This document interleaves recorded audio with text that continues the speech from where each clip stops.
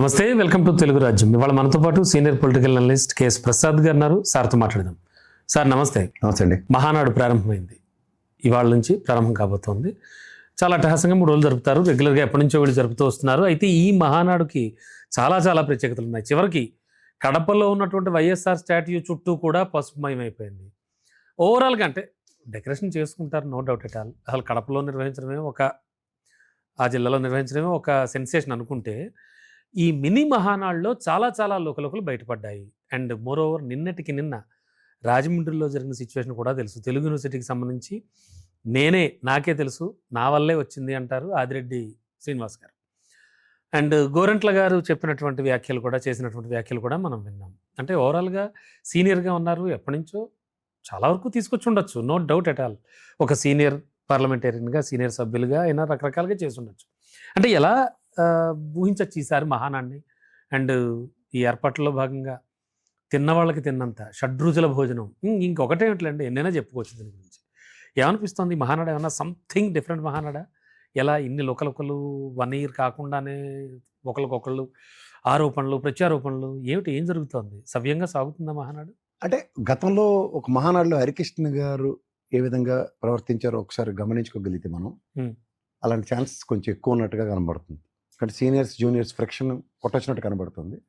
Mini మహానాడులో చాలా లోకలోకలు బయటపడుతుంది. Yes sir, that's what. And ముఖ్యంగా స్థానికంగా ఇప్పుడు ఆదిరెడ్డి వాసు ఎవరైతే గెలిచాడో అతను when it compares to Buchche Chaudhary గారు, టాల్ పర్సనాలిటీ, ఎప్పటి నుంచో గెలుస్తున్న యోధుడు ఆయన. ఈ that itself is answer. మహానాడులో జరగబోయేది ఏంటన్న సీనియర్స్ వర్సెస్ జూనియర్స్. నా వల్లే నక్కబుట్టి 4 ఆదివారాలు లేదు, నా ప్రపంచం అన్నట్టుగా మాడుతున్నారు వీళ్ళు. అది సీనియర్స్ ఎంతవరకు డైజెస్ట్ చేసుకుంటారు అన్నది. తర్వాత మీరు ఇందాక అలంకరణల విషయంలో రాజశేఖర రెడ్డి గారి బొమ్మ చుట్టూ కూడా తోరణాలు కట్టారంటే, సరే అది సర్వసాధారణం. మనం ఏ విగ్రహం ఇప్పుడు ఖైరాబాద్లో పీజీఆర్ గారు అంటే నాట్ ఓన్లీ విగ్రహం, నా ఉద్దేశం ఏంటంటే ఎన్నడూ లేనిది కడపంతా పసుపుమయం అయిపోయింది. అవుతుంది సార్, వాళ్ళు గెలిచారు కదా, ఎక్కడైనా అవుతుంది, గెలిచారు. తనకు తోడు ఏంటంటే నీ స్థావరంకి వచ్చి నేను తొడగొడితే ఎలా ఉంటుంది అని. దానికి అదే రోజు ఆయన కూడా ముహూర్తం పెట్టాడు కదా పొగాకు రైతుల మీద. చూద్దాం దేనికి మైలేజ్ ఎక్కువ వస్తుంది. అంటే డైవర్ట్ చేయడానికా, లేకపోతే ఎవరు డైవర్ట్ చేయాలా? ఎవరు డైవర్ట్ చేసుకుంటారు? మీ పార్టీ ఆవిర్భావం వస్తుంది, దానికి డైవర్షన్ ఏంది? రామారావు గారి బర్త్డే ఎప్పుడు మారదు కదా. అవును, మరి అవేళ ఎందుకు పెట్టుకోవడం? అవేళ ఆయనతో ఇప్పుడు రామారావు గారి బర్త్డేకి జగన్మోహన్ రెడ్డి గారి పొగాకు రైతులకి సంబంధం ఏంటి సార్? అంతేనా? అంటే దేనికుండి క్రేజ్ దానికి ఉంటుంది, దేనికుండి ఫాలోయింగ్ దానికి ఉంటుంది. రైతుల సమస్యలు ప్రజలకి కావాల్సింది. ఇది మహానాడు. మీ ఇంట్లో పండగ, ఇది ఇంట్లో పండగ. అలా ఎవరింట్లో పండగలు కన్నప్పుడు మీకు రంజాన్ జరుగుతున్నప్పుడు మీ ఇంట్లో ఏం చేస్తారు? ఆల్రెడీ అని చెప్పి సినిమా పెట్టి కూర్చుంటారు. అందుకని మీరు కీరు చాయ్ పన్నీర్ చేసుకుని మీరు తినరు కదా, అట్లాగే. ఓకే సార్, ఈ మహానాడు ఏమన్నా చాలా చాలా అంటే సెన్సేషన్స్కి ఏమన్నా దారి తీసే ఛాన్సెస్ ఆర్ వెరీ బ్రైట్ అండి. ఎక్స్పెక్ట్ చేస్తున్నా తీర్మానాలు మీ ప్రొడక్షన్ ప్రకారం ఎలాంటివి అనుకుంటున్నారు?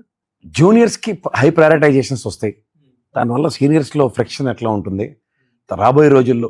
ఇది ఆల్రెడీ ఏంటంటే గ్రాస్ రూట్ లెవెల్లో ఇబ్బందులు పడుతున్నవి అవన్నీ ఫైలప్ చేసి చెప్పేశారు. 43 సంవత్సరాలు తెలుగుదేశం లెగసీలు ఎప్పుడు చర్చించిన అంశాలని చర్చించేశారు బయట. ఇప్పుడు ఇప్పలేదు, ఎప్పుడు ఇప్పేశారు.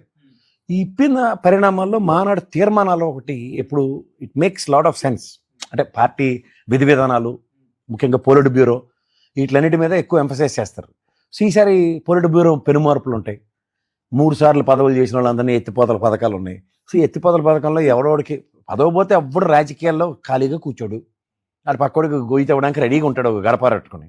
ఇది వాస్తవం. కాబట్టి రాబోయే రోజుల్లో ఎక్కువగా గుణపాలు గడపారలతోనూ గోతులు తవ్వే కార్యక్రమాలకు తెరలేపుతుంది అన్నది మహానాడు పునాది అవుతుందని మాత్రం నాకు అనిపిస్తుంది. అంటే యువతకి ఎక్కువ ఛాన్సెస్ ఇవ్వాలి, యువ రాజకీయవేత్తలను ప్రోత్సహించాలి అనేటువంటిది.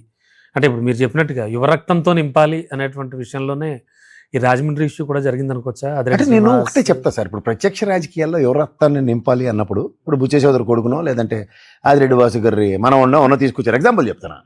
వీళ్ళతో రాజకీయానికి నెక్స్ట్ ప్లాట్ఫామ్ క్రియేట్ చేస్తూ జడ్పీ చైర్మన్ ఆయన చేసి మీరు ఉండరు సార్, మీ అబ్బాయిని ఒక ఎమ్మెల్యేగా ప్రాజెక్ట్ చేయాలి, లేకపోతే మీ వంశంలో ఫలానా వాడిని ప్రాజెక్ట్ చేయాలి అన్నది ఒక పార్టీ ఒక బ్యానెట్ ఇచ్చింది. యనమల గారి విషయంలో అదే జరిగిందా?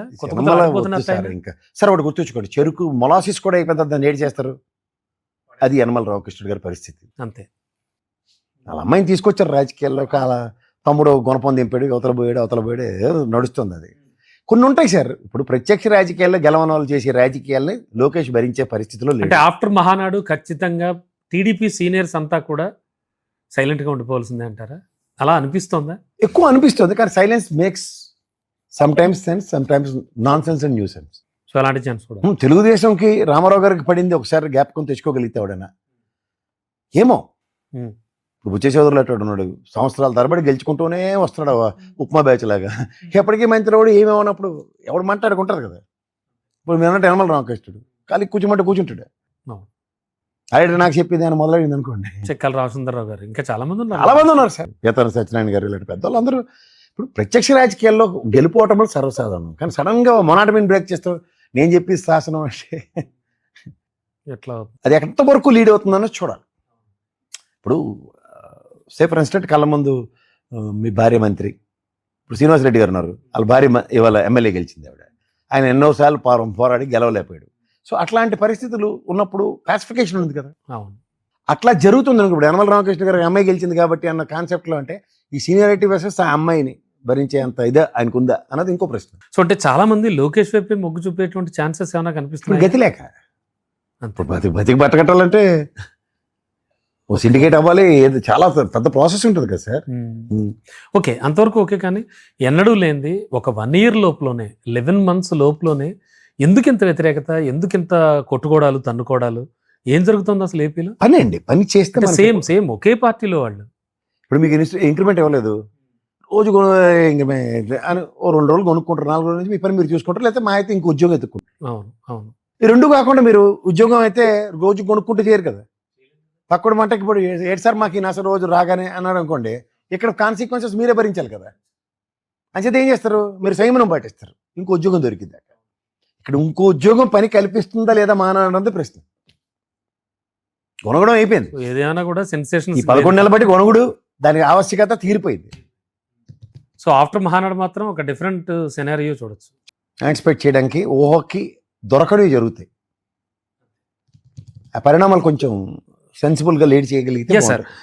ఓకే, మహానాడు అంటే విషయం వచ్చింది కాబట్టి మాట్లాడుకుందాం. మామూలుగా ఎక్కడైనా ఎటువంటి పొలిటీషియన్కైనా ఒక కోటరీ అని, అంటే ఒక 4-5 చెప్పేవాళ్ళని, సీనియర్ సలహాదారులని ఖచ్చితంగా ఉంటారు. ఎంత కాదనుకున్నా లేదనుకున్నా, ఈవెన్ ఇఫ్ ప్రతి రంగంలో కూడా కోర్ కమిటీ, ఒక కోర్ టీం వ్యవహారం అది ఉంటుంది. బట్ చంద్రబాబు నాయుడు గారి విషయంలో అది ఉండదు అనేది కూడా ఒకటి వినపడుతుంది. చాలా తప్పు. అంటే అలాంటివి ఉన్నాయి. ఆయనకి కోటరీ ఉందా సార్? రామారావు గారి దగ్గర నుంచి తెలుగుదేశం పార్టీ చంద్రబాబు గారు కైవసం చేసుకున్న దగ్గర నుంచి 57 మంది స్టాంచ్ ఫాలోవర్స్ ఎమ్మెల్యేలు ఆయనతో ఉన్నారు, ఎప్పటికీ ఉన్నారు. కోర్ టీము, కోర్ కమిటీ లేకుండా చంద్రబాబు గారు ఒక్కడుక్కడ.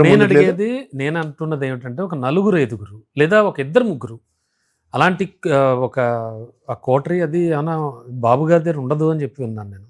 ఉండకుండా ఉండదండి. అంతేనా? ఆయన టీం ఎప్పుడు ఆయనకు ఉంటుంది. పొలిట్ బ్యూరో అనండి, మీరు అస్తమాట చెప్తూ ఉంటారు టీడీ జనార్దన్ గారి గురించి. అలాంటి వాళ్ళు ఉంటారంటారు, ఖచ్చితంగా ఉంటారు. కోటరీ లేకుండా ఏ నాయకుడు ఉండడు. కోటరీ అని నేను ట్రబుల్ షూటర్స్ ఉంటారు. లేకపోతే డైరెక్ట్ గా నన్ను ఎత్తుకొచ్చిండని రోజు అంతే కదా, డీల్ చేయలేడుగా ప్రతి వ్యవహారం. రోజు పంచాయతీ ఉంటాయి. 90% క్లియరెన్స్ అయిన తర్వాత లాస్ట్ 10%కి వెళ్ళే బ్యాచే రేరెస్ట్ గా వేల మీద లెక్కటి. సో అలాంటి వాళ్ళు ఖచ్చితంగా ఉంటారు బాబు. ఉంటారండి, ఉండకపోతే అవదు. లేకపోతే అది ఇంత రోజులు పార్టీలు మనుగడ ఎలా ఉంటుంది? కీలకమైన విషయాలు, నిర్ణయాలు తీసుకోవడాల దగ్గర నుంచి. మీరు టీడీ జనార్దన్ ఎప్పుడైనా మామూలు ఫోటో చూసారా? ఎప్పుడైనా మామూలు ఫోటో ఇలాగ ఉంటాడు ఎప్పుడు ఫోన్లోనే. సో అంత బిజీ. రాష్ట్రం నలుమూల నుంచి బాధేస్తుంటారు ఆయన్ని. ఆయన ఇలా ఉన్నాడంటే చంద్రబాబు గారు అయితే 4 ఫోన్లు ఇలా పెట్టుకుని ఉండాలి. అంతే కదా. జగన్మోహన్ రెడ్డి అలాంటి పరిస్థితి అసాధ్యంలేండి. అవును అవును సార్, మీరు అన్నట్టు అది లేకపోతే ఇంపాసిబుల్. సో ఏదైనా కూడా మహానాడు అయితే మాత్రం చాలా చాలా ఒక సెన్సేషన్కి వేదిక కాబోతుంది, వేదిక అవుతుంది. Done sir, thank you sir. Hello, Telugu రాజ్యం ఛానల్ చూస్తున్నారా? సామాజిక, రాజకీయ, జీవన చిత్రణే తెలుగు రాజ్యం. అతిశయోక్తులు, అసత్యాలు ఉండవు. రాజకీయ కోణం కాదు, ప్రజా కోణమే కొలబద్ద. తెలుగు రాజ్యం వీక్షణ మీ ఉత్తమ అభిరుచికి నిదర్శనం.